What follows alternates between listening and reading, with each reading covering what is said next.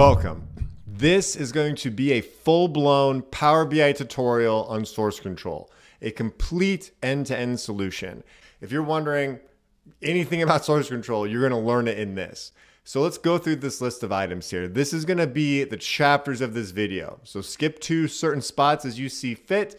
Again, if you walk through the whole thing, you will know everything there is now pertaining to the full life cycle of source controlling any Power BI solution. So let's look at these things.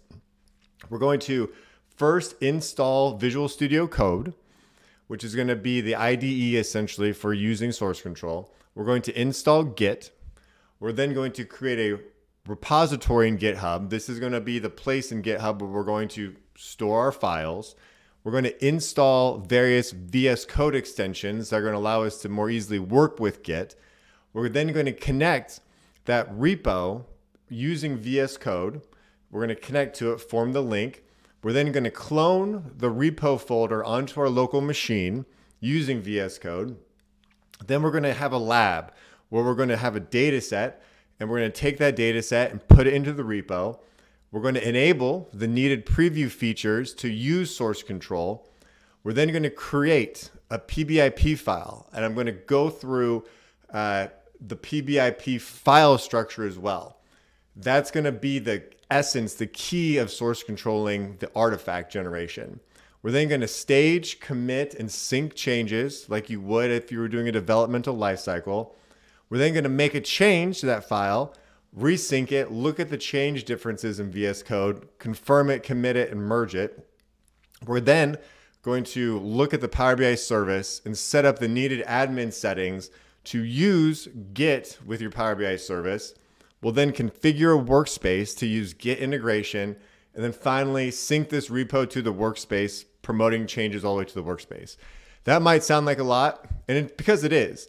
Source control is extremely valuable. It's kind of complex to learn, but you will learn it through this. If there's certain spots that interest you, jump to them, go to it. If you find this valuable, like, subscribe. Thank you very much. We're going to dive in. Let's get into Power BI. Let's go. All right, so here we are. You're probably saying this isn't Power BI Desktop, and you'd be correct. This is Visual Studio Code.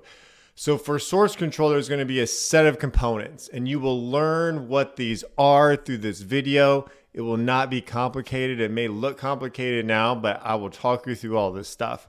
So this first step is the first couple steps is going to be installing certain software. So in the description of this YouTube video, there's software to install. We're going to go to those links now. I'm going to show you what each of these things are. So we have download Visual Studio Code. Oh, and if you're curious, what we just were looking at is we're going to be doing a lab where we just build a quick Power BI desktop file, change some settings in it, check it into source control, check it out, see the changes. This is an example of it connected to it, reading the backend stuff for everything in the file. You don't have to know how to read this code because it can just tell you very simplistically what's going on, how to commit things, and we'll talk through this. But for source control, we're going to unlock all these tools. We're going to go through every step together, so you will not be lost along the way. You'll be with us here. So going to that first tool, it's called Visual Studio Code. Go to this link and download it with whatever you're using. Download and install it. For this video, I'm not going to literally download it and wait for that process. Just do it. And then once that's completed, go to the next step. I'm going to tell you what each of these things do. So Visual Studio Code is essentially going to act in that screen as we just saw as the link between how we're going to connect our Power BI desktop files into the source control repo. We'll talk about what those things are as we get there. That's step one. Step two, go to the link that's in the video as well for this. It's Git local branching. Download and install the applicable version. For all of these downloaded installations, just follow the prompts, there's no unique settings, just go through it, download it, install it. This is going to be an additional piece of software that's essentially going to allow your computer to communicate with GitHub or Azure DevOps or any of these other things that leverage Git. It's a branching kind of program. We'll talk more about that, but download this. So go here, click the box, download it, and install it. Okay. Now, what you're going to do, step 3, is go to github.com. If you have another repo you prefer, like Azure DevOps or something, you can use that. In this demo, we'll be using GitHub because it's free for everybody. So what you can do is go to github.com, sign in, and create an account. So what we're going to do first is within GitHub, you've signed in, you've created an account. This is my account. I'm going to make a brand new repo. We're going to start from scratch. We'll be going and using this in this video. So what we're going to do is in the top right hand corner, click new, choose an owner. It's going to be me. Repository name, we'll call this PBI Bro Training. Use for video tutorial. Perfect. We'll keep it public, private. There you go. So when you're going through these steps, again, this repo is going to be available where you can check information into. It's where you'll set stuff up. So in this case, we're going to add a README as well when you create this. And a git ignore, we'll talk more about that. There will be one. But essentially just do these steps. Hit create repository. And that easy, you have an empty repository in GitHub, Power BI Bro Training. So within this, again, there's lots of content out there to understand all the different aspects of this. We're going to be talking through the fundamentals. So what we've just done is we created a repo. You should call it the same if you feel like it, PBI Bro Training. That's has a README file in it. Now let's go back to VS Code. So step 4, we're going to install a couple of additional extensions into VS Code. So what I'm going to do to keep things clean is I'm going to close this folder that I had open initially for this. And we are going to look at the extensions you need to install. So when you first look at this, you'll see a screen that looks like this. We'll talk through it. You might not have all these options yet because we're going to have to get those set up for you now. To do that, go to the extensions on the left-hand side, and we're going to install these items. GitHub pull requests, you'll want that as you evolve on. GitHub repositories, if you're going to be using Azure DevOps, install Azure repos, and remote repositories as well. Definitely the key one is going to be GitHub repositories for this. Install those, and to do them, to do that. So when you're in extensions, if you come here, you can just kind of search these words in the top left, search GitHub, and you'll see different GitHub things here. So in this case, we'd click GitHub pull request, then you can install it. It would be a very simple process. Repeat that for these extensions here that I've listed at the start of this. So it was, let me get rid of this. What I have installed, Azure repos, GitHub pull requests, GitHub repositories. Those are the real clutch ones for this example. Okay, so now once you've installed that, we'll go to step 5. All right, so now we're in step 5. And what we're going to do for step 5 is we're going to connect the repo that we created. To do that, what we're going to want to do is you should see something where you can now clone a repository locally. And what this is going to do is you're going to create a folder. It will create a folder on your computer that essentially links up to that content in GitHub. And as we add files to our local computer, VS Code will look at them and say, oh, these do exist up here, or they don't exist, or they change, or they're slightly different. Do you want to upload them and check them in, kind of source control principles and foundations? We'll do that for all the Power BI stuff. So that's why we want to set this up. We'll start saving things in there. So we're going to clone repository. When you click it, you should see something called clone from GitHub. If you're not signed in the bottom left-hand corner, click accounts. You'll see GitHub. Sign into GitHub and sign in to the account that you created earlier. So I'm going to click clone from GitHub. And in this case, we have what we just created, PBI Bro Training. So very simplistically, I'm going to click this now. And I'm going to pick a spot to save it. So in Power BI Pro projects, I'm going to select this. You pick whatever folder you want. It's going to create a folder there for it. And then click open. Okay, step 5 is complete. What that's done is now we have Power BI Pro training. We have the README file here. But what you can see more importantly as well is in the place that you've put it, you'll see that under videos, Power BI Pro projects, Power BI training, well, now there's this folder, Power BI Pro training, which is the repo. This is the folder where our content's going to go. Okay, so that is step 5 and step 6, where we've connected VS Code to GitHub and we clone the repo to the local folder. Okay, our next step is going to be to download a data set. So in the URLs in the description of this video, we're going to use a Kaggle data set. What we're going to do is download this. So go ahead and click the download button. It will download to your local folder, wherever you download files to.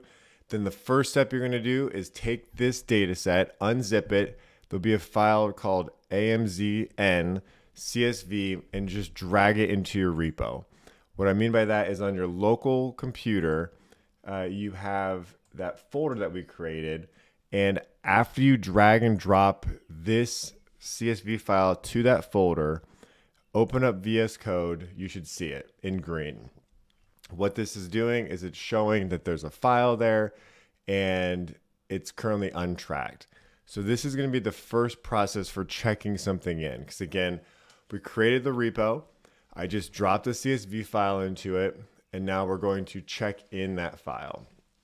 So what checking it in does is if we click the file itself, we'll see it's just a bunch of data, and we're going to connect to it in Power BI.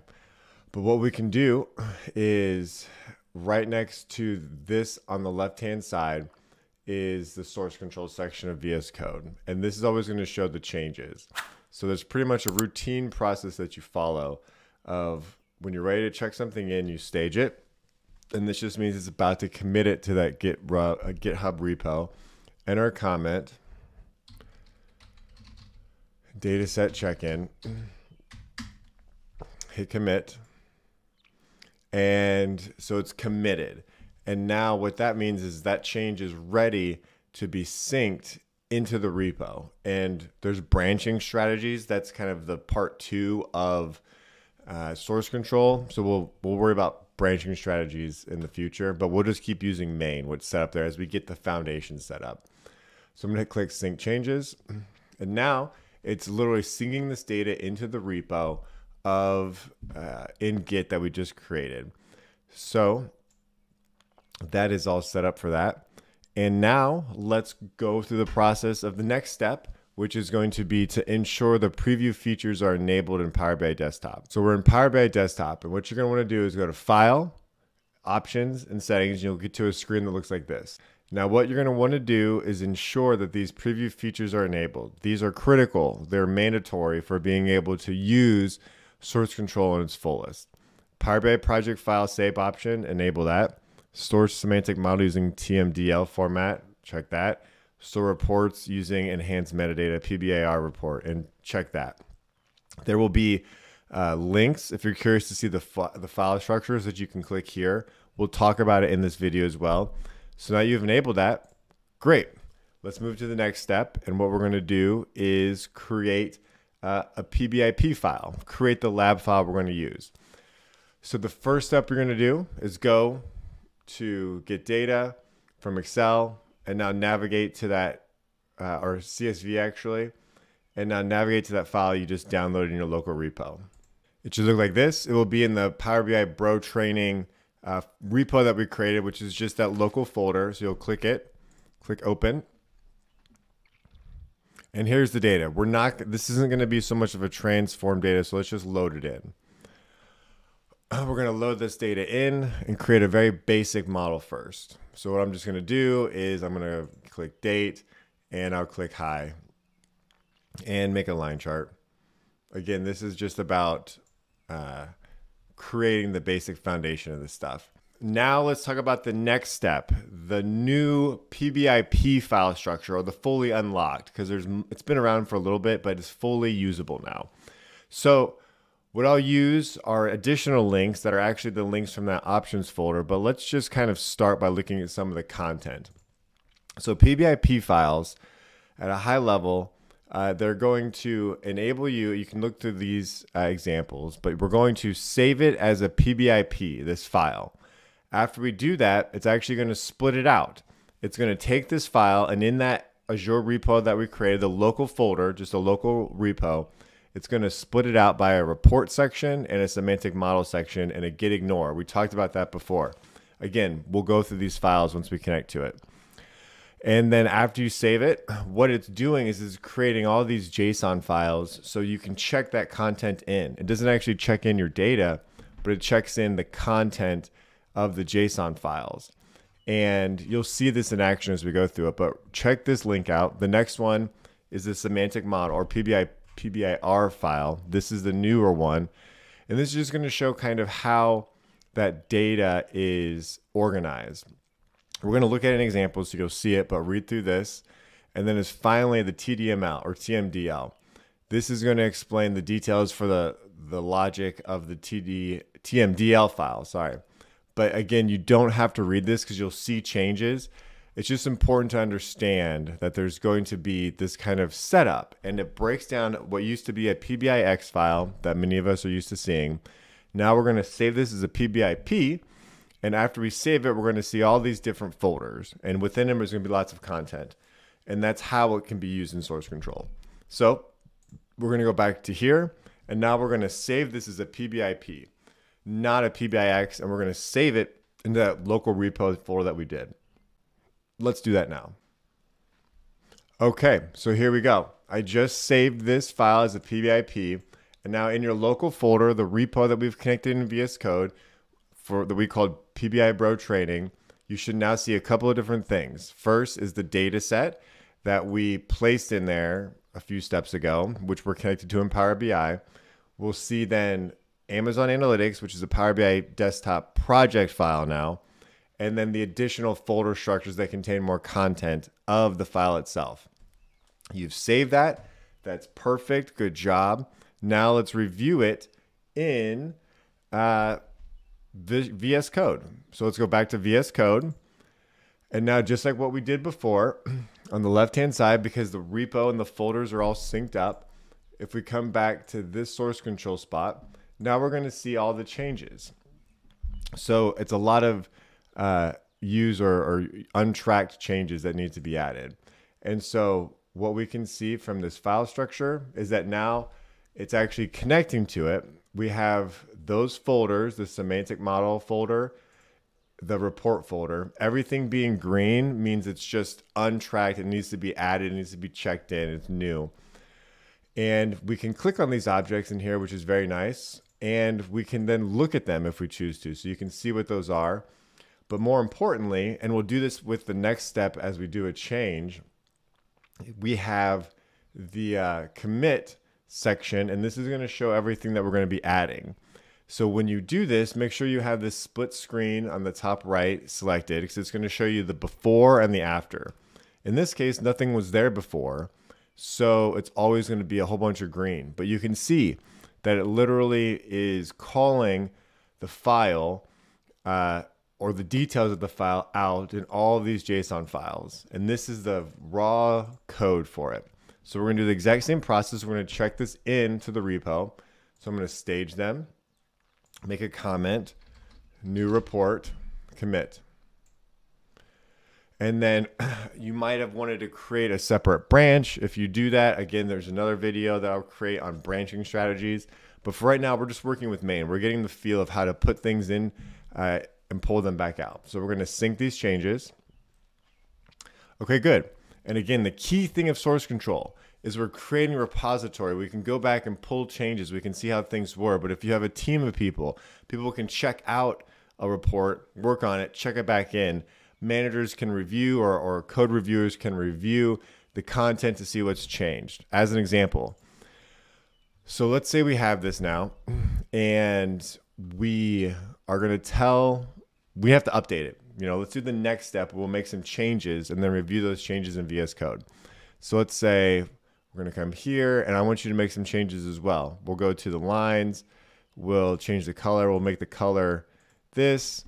We'll make the width a little bit bigger. We'll change the type to this. We'll make the line dotted. We'll make this a little bit like this. Set some transparency. Let's come up to the title section, and we're going to move this to the center, make it bold. We're going to call it pricing. And again, just making updates because we're going to look at how you can track changes. If I can spell correctly, pricing, and maybe say, so you can see the page numbers as well. We'll call this chart, or we'll call it chart page. Bottom left. So I'm adding new things and I'm creating or renaming things that exist so you can see those changes. And let's turn on the property maybe for shade area. And okay, cool. And then let's just add like a KPI that maybe shows all these things. We'll go with again, multi-card. Doesn't really matter too much because it's about the idea of changes. So say we just checked this stuff out, we did some changes, and now we want to check it back in for review. So I'm going to save it. As simple as that, 'cause it's already a PBIP file, everything's set up. And now, because we're connected to it and we're using pure source control, then say a manager can go review it, and now we can see here's the changes. It's just literally tracked all those changes in this. What we can see if we click the file is that we changed the properties here, why I expanded it a little bit more to make it larger when I was doing that. The page, we renamed the page from page 1 to chart page. The visual, changed some of the XY axis information, added, again, additional updates to the line, making it dotted and bevel and the things we just selected, and created that new visual below it. So we can see all these things. We're going to say, okay, commit or updated report. And we're going to commit and sync. So just like that. Now that checked it back up into the repo. So that's huge. But now if you have an enterprise reporting service and you come back to here, you're going to see that with PBIP files, well, this is grayed out. You can't publish it. So how do we publish content? That's going to be our next step. So for that, let's dive into Power BI Service. Let's go. All right, here we are in our Power BI Service. As an admin, there's going to be some things you need to enable for the next step, which is going to be to sync our service with our Git repository. If you go into the tenant settings of your admin portal, search the word Git, you'll see 4 key settings pertaining to syncing repositories. You're going to want to make sure those are enabled for you or a subset of your organization that's going to be using this feature. So enable those for that step. Now the next step is going to be to create a workspace and sync the workspace through Git integration. So let's go do that now. Let's go. All right, so we have enabled the necessary admin features. We have a workspace called Power BI Testing, and it's assigned to a premium capacity. Those are some requirements that you have to have.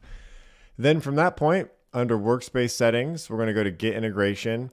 And you're going to want to connect to the GitHub repo we've created. So in this case, we're going to connect to GitHub. Then we're going to go add account. And there's going to be a couple of key things for this screen when you're going to add an account. What that's going to be is you're going to just name it what you want to see it. So we'll call it PBI Bro Training. And now the personal access token. You need to generate one of these. I'm going to paste one in here, and I'll put a link into the video for how to generate a personal access token from GitHub from another tutorial. Then once you're there, then you can also add the repository URL. So let's get that real quick too. Cool, we have that. So for the repository URL, you're just literally going to put the URL that goes to your repo there. Hit add. Now we have that added. So we have Power BI Bro Training. We're going to pick that account. We're going to connect to it. And now for the branch. We're going to create a new branch. So we're going to make a branch name. We'll call this workspace. We're going to create it from main and hit create. So every workspace will have its own branch. Git folder, we'll also call this workspace location. Cool. So let's connect and sync. Create a new folder. Yes, it's going to do that. So it's making a folder now. Okay, so we connected to Git repo.